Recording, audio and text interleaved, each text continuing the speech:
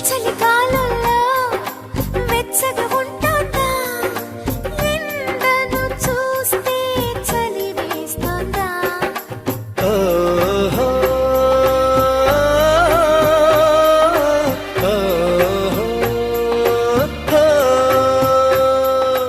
ఎదురుగా నువ్వున్నా విరహం పుడుతోంది ఏ నిజమైన